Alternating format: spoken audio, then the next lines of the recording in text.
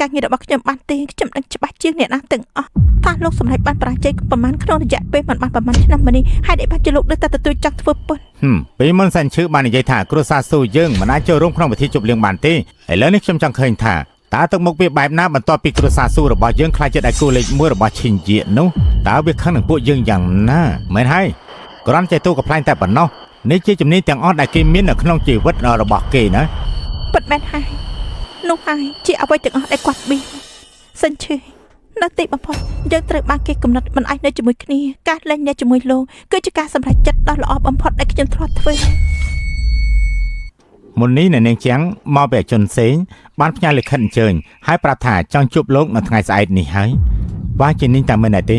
បាទអាកប្បកិរិយារបស់នាងរឹងប៉ឹងណាស់តែដូចជាចង់ពិភាក្សារឿងសំខាន់មួយដែលត្រូវពិភាក្សានឹងលោកអញ្ចឹងជួបគេតែម្ដងទៅបាទ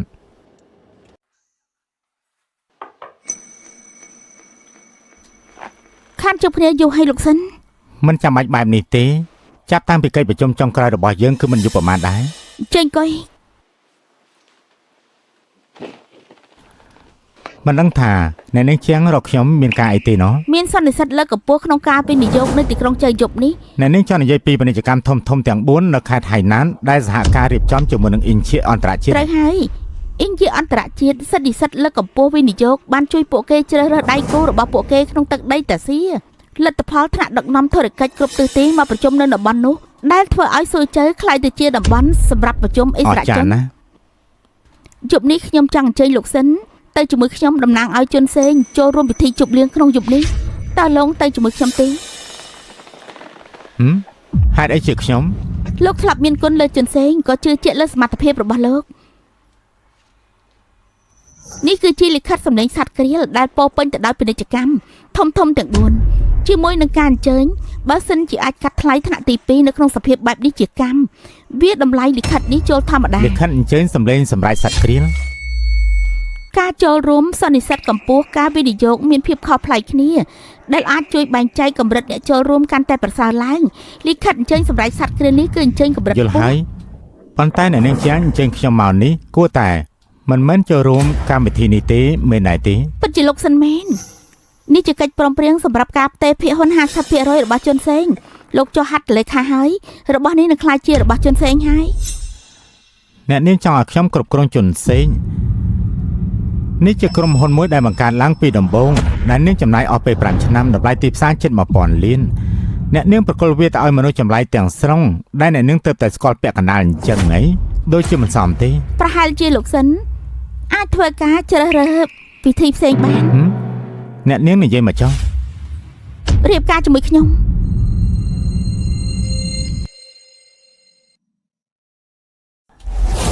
គឺខ្ញុំត្រូវការហេតុផលមួយ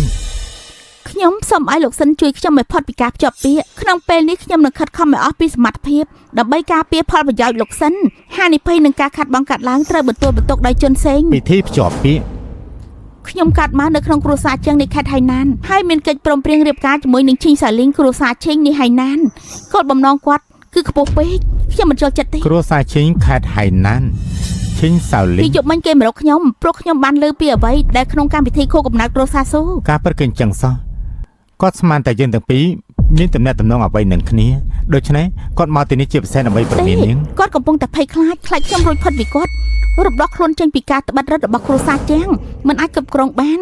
ខ្លាចការផ្លាស់ប្ដូរភ្លាមខ្លាចឧបទ្ទហេតុកើតឡើងដោយមិនបានត្រឡប់ថយក្រោយតាមការពិតទៅបុគ្គលិកលក្ខណៈរបស់អ្នកប្រុសឈីមិនបាច់មកស៊ូជាងដោយខ្លួនឯងទេពីព្រោះចង់គម្រាមកំហែងខ្ញុំនិយាយអស់ទៅគាត់គ្រាន់តែចង់ប្រើប្រាស់ក្នុងចិត្តរបស់គាត់គឺនៅមិនសុខខ្លួនឯងតែប៉ុណ្ណោះទេប៉ុន្តែហេតុអីក៏គាត់ចំណាយនឹងនាងក្នុងឋានៈរបស់គាត់ជាអ្នកប្រុសឈីងរឿងតែមួយគុណដែលគាត់មិនខ្វះនោះគឺអាពាហ៍ពិពាហ៍ថ្មីនេះគ្រួសារឈិញនិងគ្រួសារសិនទៅរាជធានីគឺស្រិតស្រាលនឹងគ្នាខ្លាំងណាស់ចង់បង្ហាញខ្លួនថាដើម្បីទទួលការយល់ព្រមនិងការពេញចិត្តពីគ្រួសារសិនប៉ុន្តែដើម្បីទាក់ទាញចំណាប់អារម្មណ៍របស់គ្រួសារសិនគាត់តែម្នាក់ឯងគឺមិនគ្រប់គ្រាន់ទេដូច្នេះហើយអ្នកប្រុសឈិញសម្លឹងរកខ្ញុំដើម្បីទាក់ទាញគ្រួសារឈិញភ្ជាប់ពាក្យជាមួយគ្នាតើនាងប្រកាសដោយម្ដេចទៅថាការពាក់ព័ន្ធនឹងខ្ញុំនៅក្នុងចំនួននេះនឹងអាចដោះស្រាយបាននោះយប់ដែលគ្រួសារស៊ូរៀបចំពិធីខួបកំណើតលោកធ្លាប់លើដំណឹងអ៊ីជាជនបង្ហាញខ្លួនក្នុងរាជធានីទេតាមមើលទៅការបន្លំខ្លួនជាអ៊ីជាឈិញជនរបស់ខ្ញុំរៀបនឹងលាតតារាងបានទៅហើយតែជនសេងគឺជាការពឹងផ្អែករបស់លោក អ្នកនាងមិនខ្លាចខ្ញុំជាមនុស្សឈួតទេ ខ្ញុំឥឡូវនេះនឹងជន់សេងឥឡូវនេះគឺកំពុងត្រូវការមនុស្សឈួតហើយ បើសិនជាមានថ្ងៃមួយវាជាទាំងធ្វើខ្លួនឯងជួបប្រទះនឹងបញ្ហាធំបែបនេះវាគ្រប់គ្រាន់សម្រាប់បំផ្លាញនាងយ៉ាងជន់សេងដល់ពេលនោះតើនាងធ្វើយ៉ាងណាទៅ ខ្ញុំនឹងប្រឈមមុខជាមួយនឹងការលំបាករបស់លោកយើងស្លាប់ជាមួយគ្នា គួរដែរទេអ្នកនាងជាអ្នកនាងធំនៅគ្រួសារជាងនៃខេត្តហៃណានហើយជាទីស្រឡាញ់របស់សមាគមអាជីវកម្មស៊ូជើហើយជាប្រធានក្រុមហ៊ុនជន់សេងគ្រប់ទៀតចំណែកខ្ញុំគ្រាន់តែជាមនុស្សឈួតតែប៉ុណ្ណោះ មានតម្លៃបើសិនជាលោកវិញអញ្ចឹងជើងវ៉ានីខ្ញុំផ្អែមដូចទឹកខ្មុំ ឡខ្ញុំយល់ព្រមនឹងនាងចុះ បើអញ្ចឹងអរគុណលោកសិនហើយវ៉ានីអរគុណក្រៃលែង ម្នាក់ទទួលបានអ្វីដែលខ្លួនត្រូវការ ចុះនីតិវិធីតាក់ទងនឹងអាពាហ៍ពិពាហ៍វិញខ្ញុំនឹងឲ្យជុំមិញជាអ្នកចាត់ចែងរៀបចំពេលនោះលោកសិនគ្រាន់តែបង្ហាញខ្លួនម្ដងទៅបានហើយបើអញ្ចឹងពួកយើងជួបជុំគ្នានៅកិច្ចប្រជុំផ្សព្វផ្សាយវិនិយោគជប់នេះ ជួបគ្នានៅកិច្ចប្រជុំលើកកម្ពស់វិនិយោគ បើអញ្ចឹងខ្ញុំមិនបានកំដរទៀតទេ វាបង្ហាញថារចនាប័ទ្មរបស់កូនស្រីគាត់ដូចគ្នាបែបបិណ្ឌនឹងរចនាប័ទ្មរបស់ឈិនមីននៅពេលនោះជាការប្រសើរណាស់ទាំងអស់គឺសម្រាប់អ្វីដែលល្អបំផុតហើយបំណុលនៃការដឹងគុណពីពេលនេះលិខិតអញ្ជើញសម្រេចគ្រាលគួរឲ្យចាប់អារម្មណ៍ណាលោកសិនពីពណ៌វិនិយោគនឹងចាប់អារម្មណ៍ឆាប់នេះហើយលោកគួរតែចេញដំណើរឯណាឈូមីងអ្នកនឹងលេងហាក់ដូចជាធ្លាក់ចូលនៅក្នុងសភាពរញ៉េរញ៉ៃគាត់បានត្រឡប់ទៅរាជធានីមុនគេដោយសារតែគាត់ចាក់ចេញពីញាប់បញ្ញាល់គាត់មិនមានពេលនិយាយជាមួយលោកទេក្នុងអំឡុងពេលនេះប្រធានពាណិជ្ជកម្មទាំង4កញ្ចឹងឡតោះយើង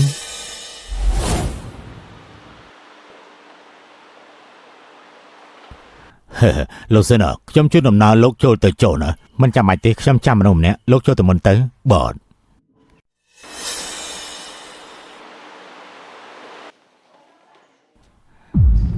សិនឈឺលោកពិតជាហ៊ានមកមែនលោកពិតជាមិនខ្លាចស្លាប់មែនយើងមកទីនេះតើមានបញ្ហាអីទៅយប់នេះពាណិជ្ជកម្មធំទាំង4នៅក្នុងប្រទេសចិនគឺក្រុមអាជីវកម្មអន្តរជាតិខ្ញុំដឹងរៀបចំពិធីជប់លៀងផ្សព្វផ្សាយអាជីវកម្មនៅទីនេះហើយដែលលោកមិនមានក្រុមហ៊ុនអ៊ីនយេអន្តរជាតិនោះថែមទាំងបានបន្លប់ឈានជន់ដើម្បីអំណាចគ្រួសារសិនអំណាចរបស់គ្រួសារសិនមិនស័ក្តិសមទេយើងគួរតែយកមកវិញសម្រាប់អ៊ីនយេអន្តរជាតិខ្ញុំមិនអាចធ្លាប់ធ្វើអ្វីប៉ះពាល់ទេបើសិនជាខ្ញុំធ្វើគឺអាចអាក់អន់ចិត្តតើវាយ៉ាងម៉េចដែរសិនឈឺលោកស្មានតែគ្មានអំណាចគ្រប់គ្រងលោកបានអីយ៉ាងហោចណាស់ពួកឯងក៏មិនកើតដែរឯងបានហើយពួកយើងមិនចាំបាច់ខ្ជិះខ្ជាយពេលវេលាជាមួយល្អិតនេះទេតាមពីគាត់បានធ្វើរឿងទៅនេះមកលោកនឹងទទួលបានផលពិបាកត្រូវគ្នាគ្រាន់តែពេលវេលាមិនទាន់ដល់រឿងដែលសំខាន់បំផុតទំនាក់ទំនងក្នុងពេលឆាប់នេះគឺធនាគារនៃការដៃគូនិងការទទួលខុសត្រូវកិច្ចសន្យាចំនួន20,000 លាន អ្នកប្រុសស៊ីនិយាយនោះគឺត្រូវ ខ្ញុំនឹងដោះលែងលោកនៅថ្ងៃនេះពីព្រោះយើងត្រូវចូលរួមសន្និសីទកសែតកម្ពុជាការវិនិយោគផងដើម្បីខ្លាយទៅជាដៃគូអ៊ីនឌាផងដែរព្រមទាំងការធានាទិញចំនួន20,000 លានឯលោកវិញស័ក្តិសមទេតើលោកអាចប្រកាសក្នុងចិត្តយ៉ាងនេះហើយខ្ញុំត្រឹមតែមើលពីខាងក្រៅប៉ុណ្ណោះយ៉ាងម៉េចស្ដាប់ទៅនៃរបស់លោកក៏ដូចជាចូលរួមដែរមែនដែរទេមិនខុសទេ សិនឈឺហេតុអីក៏លោកមិនបាត់ជើងតូចហើយឆ្លុកកញ្ចក់មើលខ្លួនឯងផងទៅនោះដូចជាលោកសមចូលរួមដែរទេគឺពិតជាមិនស័ក្តិសមទេ ពីពណ៌វិនិយោគយប់នេះតើមនុស្សម្នាក់អាចចូលរួមបានឬក៏អត់គឺអាស្រ័យទៅលើសមត្ថភាពផ្ទាល់ខ្លួនទ្រព្យសម្បត្តិតើមនុស្សម្នាក់អាចទទួលយកការទទួលស្គាល់ពីពាណិជ្ជកម្មធំទាំង4អ៊ីនជាអន្តរជាតិដែរទេលោកសិនឈឺគ្មានអ្វីក្រៅពីសំណល់ម្នាក់ដែលត្រូវមកចេញពីគ្រួសារស៊ូទេបើគ្មានការពឹងពាក់របស់លោកជុនសេងលោកនេះគ្មានលក្ខណៈសម្បត្តិគ្រប់គ្រាន់ដើម្បីចូលលាងចានផងអ្នកដែលគ្មានលក្ខណៈសម្បត្តិចូល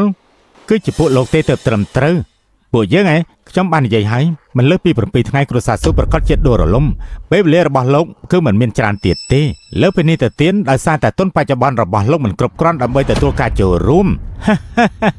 ខ្ញុំពិតជាភ័យខ្លាចណាស់លោកសិនខ្ញុំក៏អង្វរលោកម្ដងទៀតសូមឲ្យគ្រួសារស៊ូដួលរលំយ៉ាងឆាប់រហ័សព្រមតែទេ7ថ្ងៃជាលោកធ្វើវាទៅតែយកព្រមតែទេធ្វើវាទៅតើប្រកាសទេប្រកាសហើយក ុំឲ្យខ្ជះខ្ជាយពេលវេលាដោយសារតែគេយើងឆាប់ចុះទៅខាងក្នុងទៅកុំឲ្យខកកិច្ចការសំខាន់ឡខ្ញុំនឹងបង្ហាញលោកណាអ្វីមើលនេះណានេះជាលិខិតដែលអញ្ជើញអ្នកប្រុសស៊ីរៀបចំគ្រួសារស៊ូរបស់យើងពួកយើងអាចចូលក្នុងពេលណាក៏បានដែរហើយចំពោះជីវិតរបស់លោកវិញមិនអាចចូលក្នុងបានទេលោកគួរតែយល់ផងតើយើង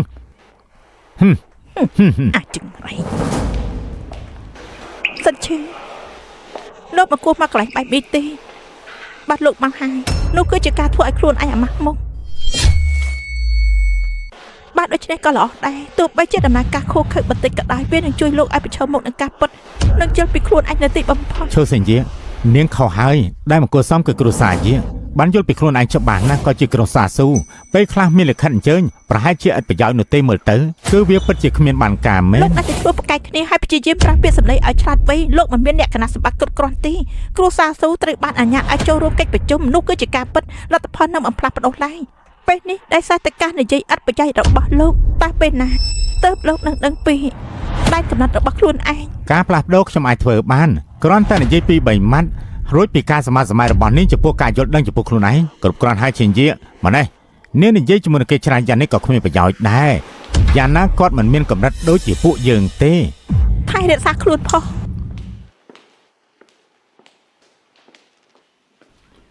ពេលនេះទៅបើគ្មានបញ្ហាអីទេពួកយើងនឹងចូលទៅក្រុងហើយ